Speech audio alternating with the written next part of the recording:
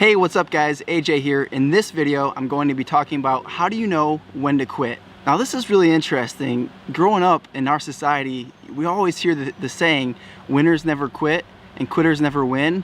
And I do believe part of that to be true. For example, definitely don't quit if things start to get hard. Don't quit because you think it's just going to take too long. If it's something you truly want, you definitely need to push through and persevere to make that thing happen.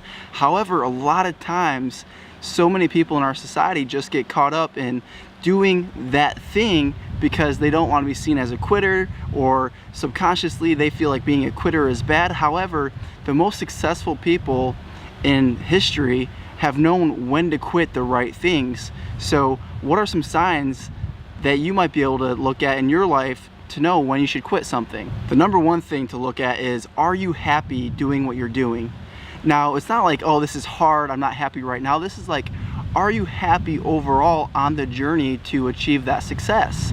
If you're just miserable all the time and what started off as a fun endeavor or a fun business and something that you were passionate about, and over the years it's just changed and you're not passionate about that anymore, or you're not enjoying maybe the people that you're working with, or maybe there's a lot of negativity in that space, then maybe it is time to get out of it. However, you do need to self-reflect and really decide if this is something that you should be quitting. I've heard it said that never quit on a bad day, and I do believe that to be true, because you don't want to quit something based on emotions. There's a great book out by Seth Godin called The Dip, and I read it, I think it was about 2007, and I really used this book at a pivotal moment in my life when I was going to go after a new opportunity. And if you want to study this topic in a little more depth, I highly recommend getting that book. Seth Godin's amazing. If you haven't read his work before, definitely recommend it. And the Dip talks a lot about knowing when to quit. And oftentimes you're just in this dip, and you can go two ways. You can quit, or you can push through and get to the top. And after reading that book, I definitely decided that for me in that business, it was time to quit and do something else. And had I not made that decision, had I not been humble enough to not let my ego get involved, to think, no, I'm never going to quit, I'm not a quitter, I would still potentially be in that same business making a lot less money than I was, maybe still living in Michigan. Nothing against Michigan. However, for me, I've always wanted to travel and live somewhere warmer. And since then, I lived in California, North Carolina, and now currently traveling full time.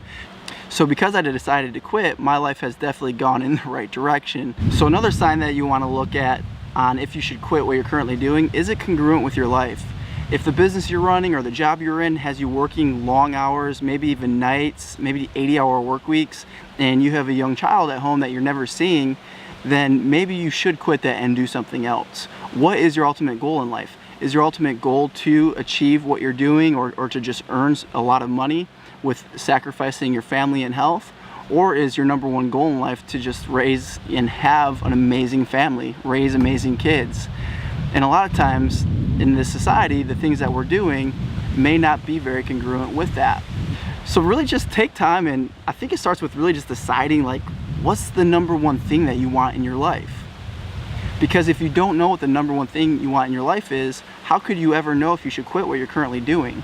You can't. So most recently, as a real estate agent, I was growing a real estate team. Got up to about 8 agents on my team at one point, but most often they had around 4 agents on the team. And what I quickly realized is that the bigger I grew the business, the more trapped to it I was. The more overhead I had, the less vacations I could go on.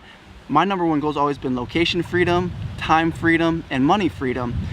Running a real estate team, you certainly can, develop money freedom for the most part if you're profitable, which a lot of real estate teams aren't, but you're never going to have location and time freedom for the most part. Definitely, we're talking about like Michael Jordan rarity of people who have all 3 of those running a real estate team. For the most part, it's a myth. It's kind of a unicorn. And the real estate industry definitely sells you the idea that all 3 of those things are possible once you build a real estate team and get to a certain level. However, like I said, it's like Michael Jordan type level to ever achieve that. And I decided that with this new opportunity I had with eXp Realty, I could earn passive income through revenue share. So I took a leap of faith, joined the company, and ultimately decided that I was going to just maintain the level of team that I had we're doing about 20 million a year in sales, which is really good for real estate agents, and just maintain that and kind of see where it developed from there while I started to build the passive income piece.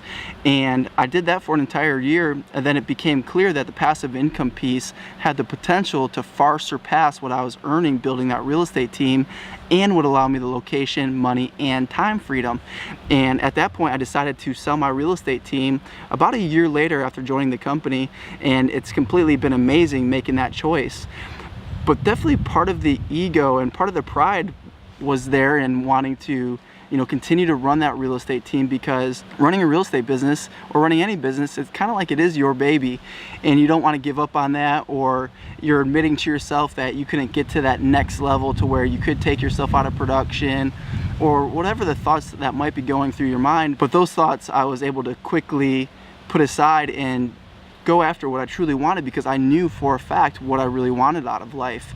And selling that business has been completely amazing. I mean, since doing that, I've more than doubled my income through passive income, and have stopped selling houses now for over a year and a half because I'm building passive income. I'm still coaching real estate agents and helping my team grow at EXP and helping them sell more houses. But I haven't personally sold a house in over a year and a half. I was actually able to retire from selling houses at age 31. So my best piece of advice for you is really just to take a step back, reflect on A, what you truly want, and B, is what you're doing going to help you achieve that, and C, is the thing you're doing something that you should continue with, push through, and continue doing what you're already doing, maybe take it up a notch, get to that next level with it, or should you quit and do something else? The decision that you need to make certainly isn't an easy one, and a lot of times you do need to consult your mentors, people that you trust. I highly recommend making this decision with your spouse, checking with your mentors, because this is a big decision. A lot of times they can see things that we can't. And make sure that you're not asking people who aren't on the same path that you're on, aren't growth minded, maybe they're just stuck in a negative mindset. Make sure you're not consulting those people. So I hope this video helped you decide if what you're doing right now is something that you should keep doing or quit, because it is okay to be a quitter.